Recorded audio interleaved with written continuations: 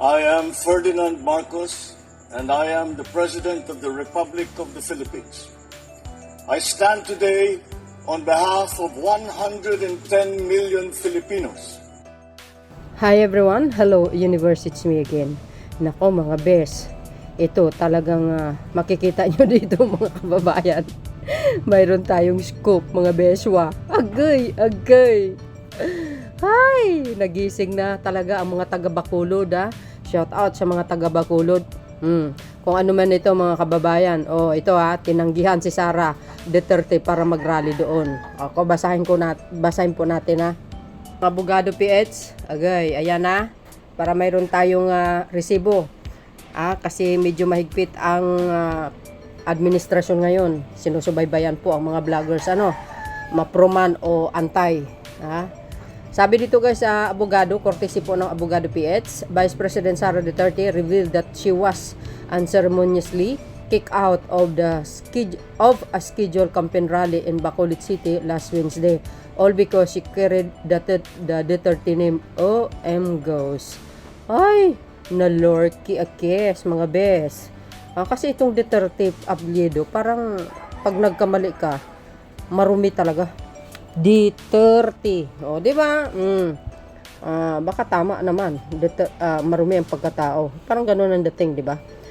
Sabi po dito, hindi ka pwede, Duterte ka. BP Sara, kick out for Bacolod. Rally over family name. Hindi kayo na lorky. Shout out sa mga taga Bacolod. Sabi po ng mga taga yung mga nagko-comment guys ipapanood ko sa inyo. Deserve. Ayan, pag mabuti ang ugali mo, tatanggapin ka ng bukas sa palad, bukas sa puso. Di ba?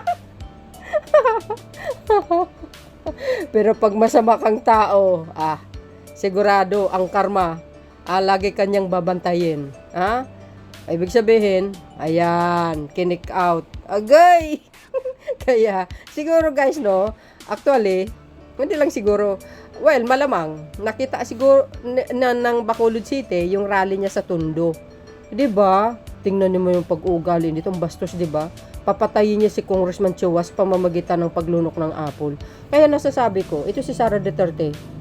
Tama nga yung sinabi ni si Mr. Police, dating Police Las Cañas, na tukhang queen ito. Mamatay tao ito, mas masawli ito sa ama niya. No? Kaya nga sabi nito, may sayad na ito no? Anyway, para kompleto detalyado mga kababayan, babasahin ko sa inyo ng buo. Okay? Eto na. Siyempre, don't forget to like, hit the button bell para lagi kayo update sa aking mga upload video. Follow me guys. Maraming salamat. Eto na. Yan, basahin natin para buo. Hindi ka pwede, Duterte ka. BP Sara kick out of Bacolod rally over family. Yan, 27-25. Agay. Yan Sabi dito, Vice President Sara Duterte revealed that she was unceremoniously kicked out of a scheduled campaign rally in Bacolod City last Wednesday, all because she carried the Duterte name. Kasi yung Duterte kasi parang marumi ang dating, yung kahulugan, Duterte. Marumi.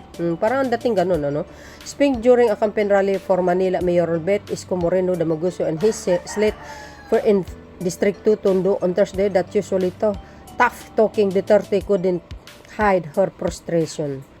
Salamat po Mayor Isko Moreno sa pagpapahiram ng microphone, kuryente at stage ngayong gabi. Napakabit ninyo po. Duterte at cheering crowd. Alam nyo ba, mahirap na po ngayon maghanap ng stage. She continued. Then she revealed that during a rally she was supposed to attend in Bacolod City last Wednesday, organizers who had initially agreed to accommodate her suddenly back out at the last minute. Nandoon na ako sa Bacolod, pinag-usapan na namin ang detalye, pumayag na nga sila ng 2 upuan. Ang patong kasi mabigat ako para sa isa lang. She recalled in jest. Pero nung oras na nagrally, ang sabi sa akin, hindi ka pwede sumampa sa stage namin dahil Duterte ka. Her experience in Bacolod contrasted sharply with the warm reception she received in her marathon campaign stops across Tondo, Quiapo, and Sampaloc just days later. The incident laid bare the growing political tension as election loomed with even at sitting Vice President finding herself stateless and unwelcome in place once friendly to her family branch of politics. Biro mo yun? Alam nyo, sa totoo lang, no? Kung ako si Sara Duterte, mag-iba siya ng ugali, guys. Magbago na siya, wag na ganun. Sayang lang yun, no? 'Di ba? Huwag natin sabihin na wala naman nagawa si Duterte. Mayroon din. Pero hindi po 100%. Maraming kapalpakan eh. Oh, lalo na po sa war on drug, ang daming namatay. Abusing power ang dating para sa akin eh. Oh, 'di ba? Pero remember guys ang mga build ni dating Pangulong Digong. Sa nakikita ko in my own kumbaga opinion or thinking. Walang plano si Digong that time because mismo si Secretary Tugadi ng DOTR, yung mga project na yun po ay nanggaling sa blueprint ng dating Pangulong Marcos Sr. na ini-implement lang ni Digong. Kanya lang, yung iba guys palpak. Hindi, kasi nga hindi po natapos.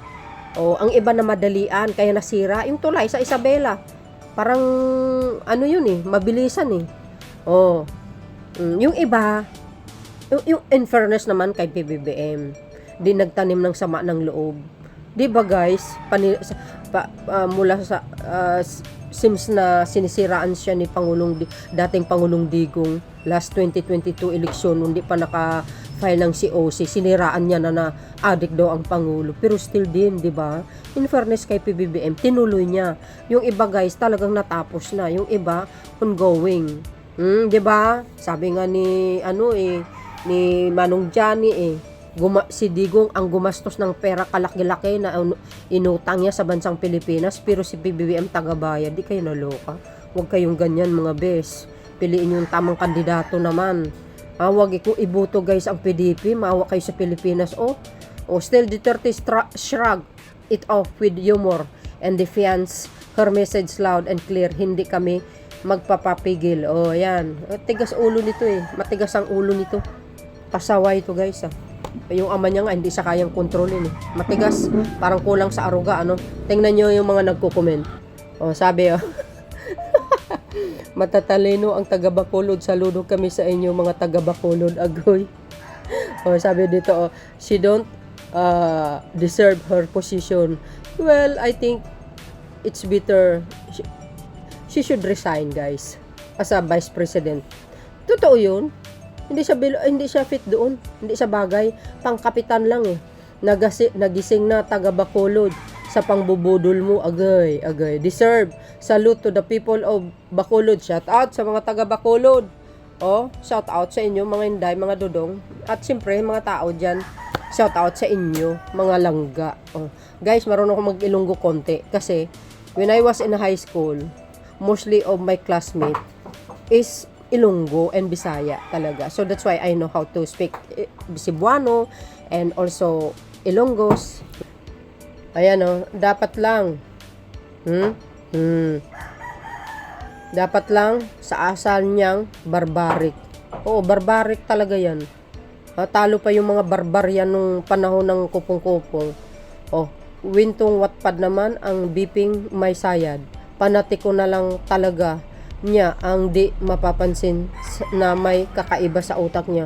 Why not guys na they should bring her in Mandaluyong, 'di ba? For check-upping to her mind. Next naman.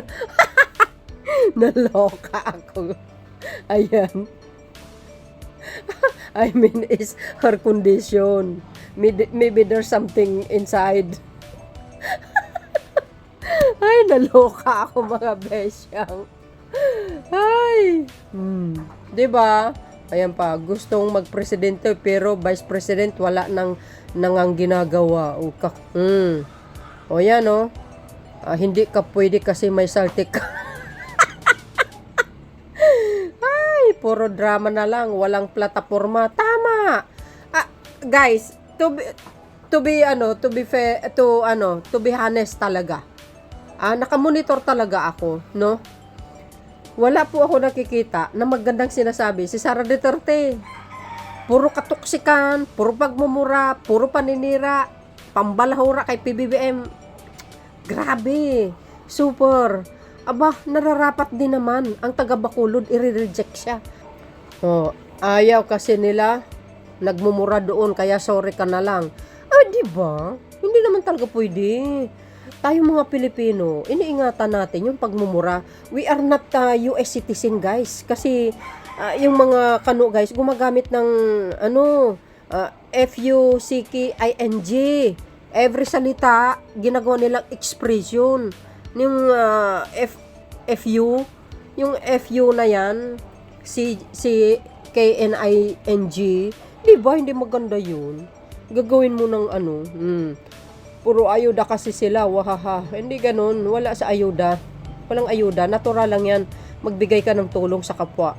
But this time, kasi every campaign period naman, bawal naman ayuda, kayo naman, ito, isa rin to na BO, paawa na naman yan. Sigurado, paawa na naman yan, papresko na naman yan. Naku, kawawa naman, kinawawa si Inday. Hindi kinawawa, kasalanan niya po yun. Ayan, ang mga taga Bacolod, sadyang ayaw lang nila ng gulo. Not a problem, guys, kasi di naman mananalo mga yan. Agay. She should his BP office as an excuse to do political endorsement to prepare her bid in 2028. But please, do remember, she has the mandates to perform her job as a BP na dapat ipakita mo, magtatrabaho ka para hindi sayang ang pera ng bayan. That's correct, di ba? Hindi, alam nyo mga kababayan, I think Sara Duterte, if Sara run for president, this coming 2028 election, I think guys, tatakbo siya for revenge, not for the Filipino people. Trust me. Tingnan nyo yung rally niya sa Tondo. Ano ginawa niya doon? Makapag-rally lang para gumanti. 'Di ba? Ang akala niya, makukuha niya ang simpatya ng mamayang Pilipino sa pamamagitan ng kanyang mga pambalahura, paninira. Yung gusto niya mamamatay si Congressman Kuchowa, akala niya makuha niya ang simpatya ng Pilipino. Pwes, nagkamali ka. Hindi lahat ng utak ng Pilipino ay kasing utak ng mga DDS. Excuse me. Gusto ng Bacolod matitino, walang bipolar disorder. Correct.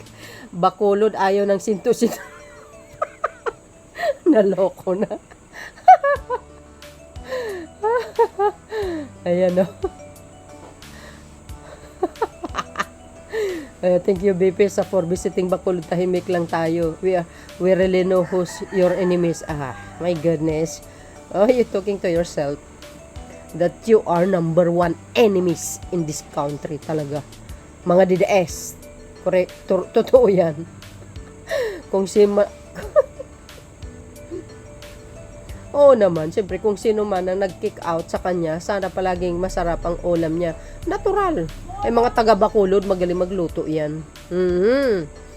Masarap talagang luto yan. Lalo ng balbakwa, lapas batsoy.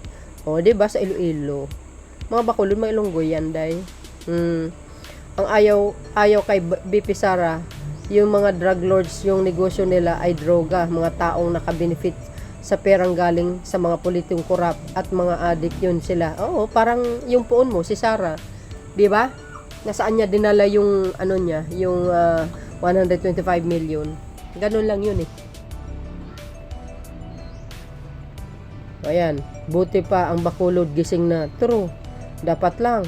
Kasi naman, naturingong halal sa Vice Presidente ng bansa, pero hindi dapat tularan ang mga sinasabi sa entablado at pamamarisan niya sa pangangampanya.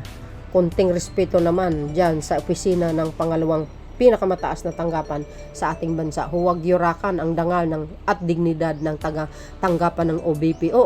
Guys, you know naman ako. Pula ako, Marcos supporters, loyalist. Pero ito si dating Vice Presidente Leni Robredo, kanyang ganyang ugali niya, di ba? Well, I'm not Leni fans, alam nyo naman yun. Pero parang mas malala ang ugali ni Sara Duterte, guys. Si Leni Robredo kasi hindi hindi pala mura, di ba? Hindi nagbibitaw ng salita yun na kahit binabalahura na sa ni Digong before. Pero wala eh. Nakangiti lang eh. Tahimik lang. Oh. Pero ito si Sarah, ay naku putsa. Asong kalye ang ugali. Grabe. Oo, totoo yun. Talo pa yung illiterate baga. Very unprofessional. Wala siyang hindi yata, baka absent ito guys sa lesson ng teacher na sa lesson ng guro niya nung that time na habang pinag-aralan yung good manners and right conduct. Ay, naloka ako. Ano guys, ang masasabi nyo? Oh, kinik out siya ng taga-Bacolod. Ay, ewan ko. Learning lesson na lang yung Sara Duterte. Hoy! Gising kayo, mga taga-region. Saan? Region 5, 6, 7, 8, 9, 10, 11, 12, 13. Huwag nyo nang payagan na pumunta dyan si Sara Duterte para mag-rally. Kasi puro murang ang dadali niya para sa inyo. Hindi puro kabutihan. Totoo yun. Pambalahura sa Pangulo. O, diba mga beswang? So yun guys, maraming salamat sa inyong watching. See you again on my next upload video. Bye bye bye and babush. God bless Philippines.